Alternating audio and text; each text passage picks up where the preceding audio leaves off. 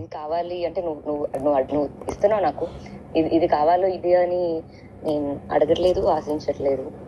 కానీ ఇన్ని రోజులు అబద్ధాలు చెప్పానా లేకపోతే నిజం దాచానో తెలీదు. రెండు చేసా యాక్చువల్లీ. సారీ.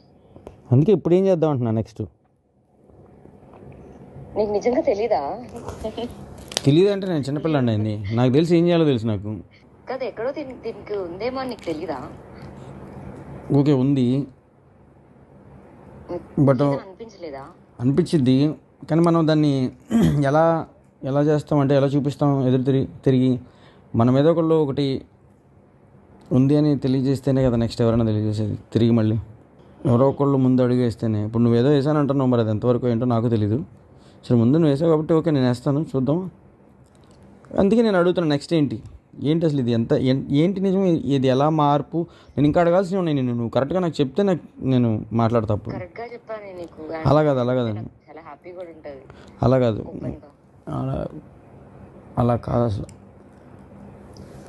నేను ఆల్రెడీ చెప్పాను నీకు ఇప్పుడు నేను ఎలా ఉండాలి నీతో. ఓకే నువ్వు చెప్పిన దాని ప్రకారం నేను ఎలా ఉండాలి?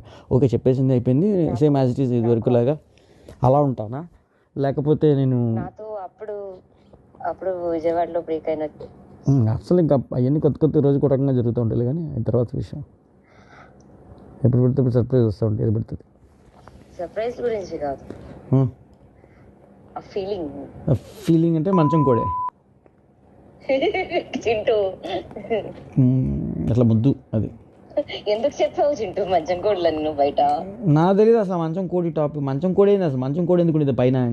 అసలు మంచం ఏంటది? పాతకాలం ఉందా ఏంటి? మా ఇంట్లో ఉన్నదే.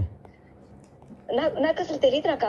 ఏం అసలు ఆ వర్డ్ ఎట్లా పుట్టిందో కూడా నాకు అది మంచం కోడు అనే మాట ఏదో అన్నారు, నేను దాన్ని ఓకే అంటున్నా. గుర్తు చేయవా అంటే నీకు పైన తల తగిలింది. నేను కొంచెం అప్పుడు నువ్వు చిన్నపిల్లవి, నీకు పెద్ద టాలెంట్ లేదు, అలవాట్లేదు, తెలీదు. నేనేమో ఏదో పెద్ద హీరోయిన్, అందమైన అమ్మాయి, ముద్దుగా ఉంది, చిట్టిగా ఉంది, బాగుంది. కానీ నేను అసలు ఆ సినిమాలో ఏదోలాగా ఏదో అదేంటంటే నీకు అది నేను కొంచెం రఫ్ హ్యాండిల్ చేసి ఆ రోజుల్లో నేను అలా చేయటం వల్ల నీకు తల తగిలింది పైన కొంచెం ఇలా పైకి. ఎంత ఎట్లా ఎత్తుకుంటా కాదు, పుష్లో ఒకటి ఆ తల నీకు దాన్ని తగిలితే సంథింగ్ పెయిన్ ఏదో వచ్చింది. సో నేను అట్లా అని చెప్పి ఇట్లా అయితే నేను చెప్పలేదు మరి నీతో చెప్పుకునే విధంగా. దీన్ని ఆ మంచం కోడి అనేది చేశారు. సరే కోడి ఇప్పుడు అంటే నేను ఒకటి చెప్పనా నీకు, మామూలుగా మనుషులు మధ్యలో చెప్పుకునే మాట. ఇప్పుడు చెప్పుకోవటానికి ధైర్యం లేనప్పుడు నువ్వు ఎవరితో అయితే మాట్లాడుతున్నావో రెండు ఉంటాయి. వాళ్ళకి నువ్వు ఆన్సర్ చేయాల్సిన అవసరం ఒకటి లేదు. రెండోది నీకు ఇంకా ఎందుకు నువ్వు ఓపెన్గా లేనప్పుడు నీతో ఆ మనుషులు ఎందుకు? ఇప్పుడు సపోజ్ నేను ఒక మాట చెప్తా ఫస్ట్, ఇటన్నిటికన్నా ముందు నీకు నీతో నేను ఒకవేళ ఉన్నాను అనుకో, ఒక మాట చెప్తా నేను. అంటే ఇది అన్ని ఆఫ్టర్ అసలు దాటిపోయిన మాటలు వీటి గురించి, అంటే ఇంక చాలా తర్వాత మాట ఇది. నేను వచ్చాను హైదరాబాద్ నాకు అనుకో, నువ్వు నమ్మవేమో, నేను ఇందుకు నాకు కూడా చెప్తా, నువ్వు నమ్మవు. సర్ప్రైజ్ అవ్వచ్చు, షాక్ అవ్వచ్చు, ఏదైనా అనుకోకుండా జరిగిందో లేదా జరిగిందో. నేనైతే ఉన్న అసలు ఒక పాయింట్లో చెప్తా, అది తప్పో రైటో నేను జరిగింది. నేనున్నా అలాగే వాళ్ళతో కూడా చెప్పాను అలా కొన్ని విషయాలు.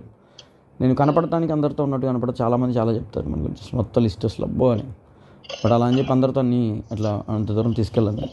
అలా తీసుకెళ్ళాను అయితే అన్ని రోజులు మీ ఇంట్లో ఉండి నిన్ను అలా హిందూ ఉందని నాకేం భయం కాదు, లేకపోతే హిందూ ఉంది అనేది సంథింగ్ ఇది కాదు. And Hindu knows very well, Nandana కూడా తెలుసు నీ గురించి, నా గురించి జరిగిన. సో నేను అందుకే ఏదైనా నేను ఓపెన్గానే అడుగుతాను, ఏంటి మనం నెక్స్ట్ ఏంటి అనేది. అంటే నేను ఇప్పుడు చెప్పుకోకూడదు అంటే ఫస్ట్ ఒకటి నేను క్లారిటీ ఇస్తాను. ఏదో చెప్పి ఇంకొకరి సంసారంలోనో లేకపోతే ఇంకొకరి దాంట్లోనో ఇబ్బంది పెట్టి ట్రబుల్ పెట్టే మనిషిని కాదు నేను. ఇప్పుడు నేను డైరెక్ట్లీ ఆర్ ఇండైరెక్ట్లీ నేను హిందూతో కూడా ఎప్పుడు మాట్లాడలే ఇలాంటి టాపిక్. ఇప్పుడు నువ్వు అంత ఓపెన్ ఉన్న మనిషిని చెప్పొచ్చు. అదేంటన్నా మరి. తనకి తెలుసో తెలీదో, నువ్వు చెప్పావో లేదో, నువ్వు చెప్పుకుంటావో, ఇది నాకు పక్కన పెడితే నేను నా సైడ్ నుంచి ఎప్పుడు చెప్పడమో లేదా ఇబ్బందో జరగలేదు. అవును, నాకు తెలిసిన ప్రశాంతంగా బతకటం జీవితంలో ఇలా టెన్షన్స్ లేకుండా, ఈ గొడవలు లేకుండా. టెన్షన్స్ ఉండాలి, అవి వేరే టెన్షన్స్, బిజినెస్, వర్క్ లాంటివి. బట్ అండ్ ఇకపోతే హలో, క్లారిటీ ఇవ్వాలా నాకు నువ్వు.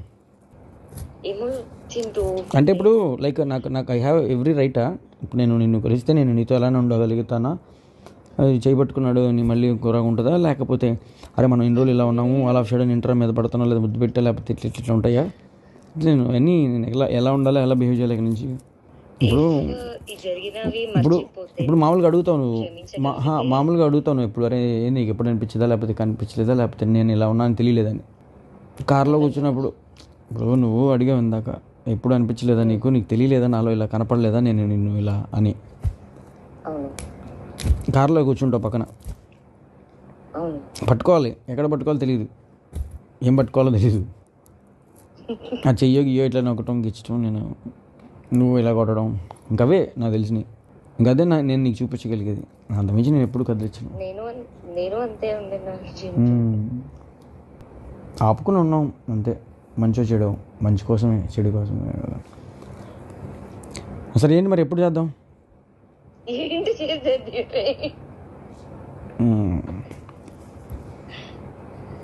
అంటే ఫాస్ట్ నాకు తెలుసు.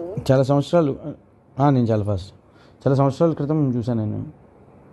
అంటే నేను ఆ పిల్ల మిస్ అయ్యి ఉంటా కదా, మిస్ అయ్యి ఉంటా కదా. చెప్తే దాన్ని బట్టి నాకేమాత్రం రైట్స్ ఉన్నాయో అర్థమైంది.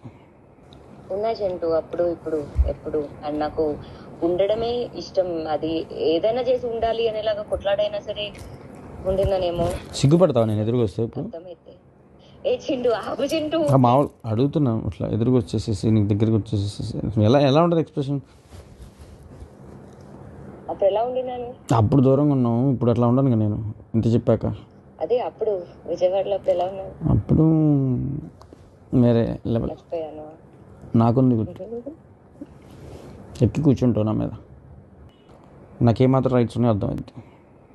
ఉన్నా చింటూ, అప్పుడు ఇప్పుడు ఎప్పుడు అండ్ నాకు ఉండడమే ఇష్టం. అది ఏదైనా చేసి ఉండాలి అనేలాగా కొట్లాడైనా సరే ఉండిందనేమో.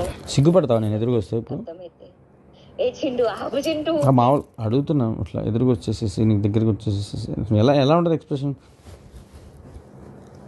అప్పుడు ఎలా ఉండినాను? అప్పుడు దూరంగా ఉన్నావు, ఇప్పుడు అట్లా ఉండను నేను ఇంత చెప్పాక. అదే అప్పుడు విజయవాడలో అప్పుడు ఎలా ఉన్నాను? అప్పుడు వేరే లెవెల్. మర్చిపోయాను.